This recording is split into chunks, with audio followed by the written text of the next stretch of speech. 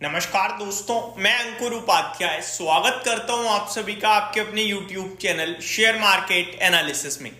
दोस्तों, बाजार दोबारा दिन के निचतम स्तर की तरफ फिसलता हुआ दिख रहा है और मैंने पहली वीडियो में इसके बारे में डिटेल में बात करी, दूसरी वीडियो में शॉर्ट में आपसे बोला रिकवरी आई है लेकिन टिकाऊ मुश्किल लगती है। बाजार में नीचे के लेवल्स खुले हुए हैं, थोड़ा सावधानी रखें।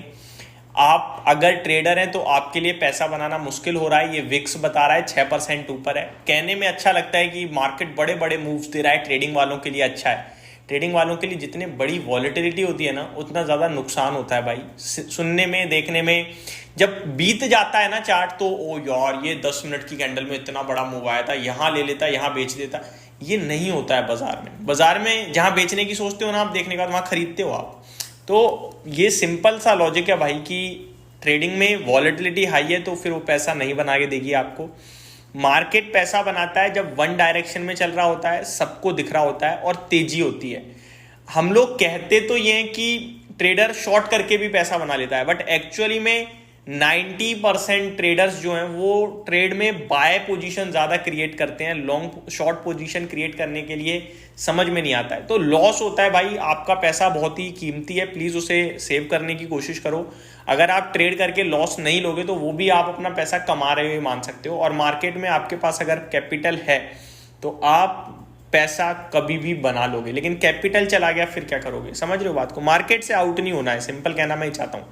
मार्केट दोबारा लगभग मोर देन 100 पॉइंट्स नीचे आ गया है, वॉलेटिलिटी दिखा रहा है, मार्केट ब्रेथ काफी खराब है। Mid cap, small cap, in fact mid cap तो रिकवर कर गया था लेकिन स्मॉल कैप 1% नीचे हो गया है अभी। तो स्मॉल कैप में थोड़ा पैनिक है, दर्द है, सेक्टर स्पेसिफिक दर्द है, स्टॉक स्पेसिफिक दर्द है। पीएनसी इंफ्रा को लेकर काफी सारे कमेंट्स थे। मैं ऑलरेडी आपसे पहले मेरे को पता चल जाता है कि कहाँ पे प्रॉब्लम है, कहाँ वीडियो बनानी चाहिए।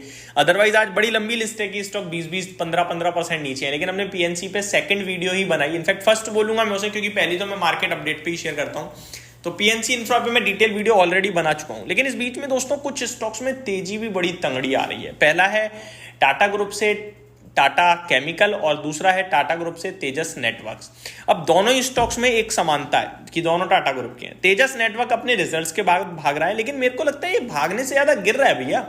अभी लगभग 7.25% ऊपर है, लेकिन ये मॉर्निंग में 20% के सर्किट के साथ ओपन हुआ। तो जो कल खरीद कर गया था वो सुबह तो बहुत खुश था, लेकिन धीरे धीरे उसका दिमाग खराब हो रहा है। और जिसने खुलने के बाद लिया है आज, वो तो लॉस में है और बड़े हैवी लॉस में है। तो क्या करें? देखो, तेजस के रिजल्ट्स बहुत ही दमदार हैं, इसमें कोई शक, कोई दो राय नहीं है। होल्ड करना चाहिए, बिल्कुल। नंबर्स के बाद तो यही संकेत आ रहे हैं, होल्ड करना चाहिए, पकड़ के बैठना चाहिए। बट आज जो ये ऊपर से सेलिंग आ रही है, ये झेलेबल नहीं है, अनझेलेबल है, यानी कि अनबियरेबल है, आप ये कह सकते हो।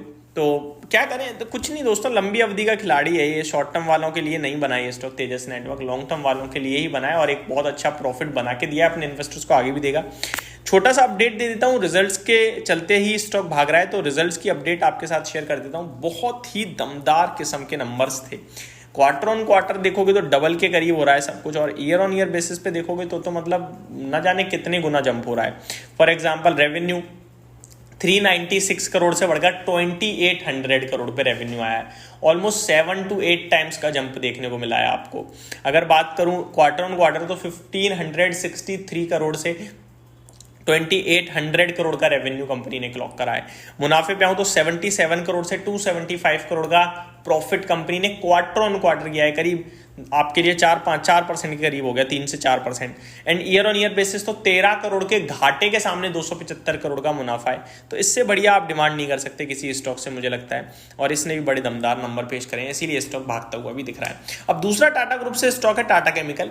दोनों के ट्रेडिंग चार्ट पैटर्न पे आएंगे, पहले दोनों को डिस्कस कर लेते हैं। टाटा केमिकल में तेजी क्यों है, काफी लोग ये भी सोच रहे हैं, क्योंकि रिजल्ट्स के बाद तो स्टॉक नहीं भागा। रिजल्ट्स में तो ऐसा कुछ खास नहीं था, फिर आज अचानक से 10% क्यों चल गया?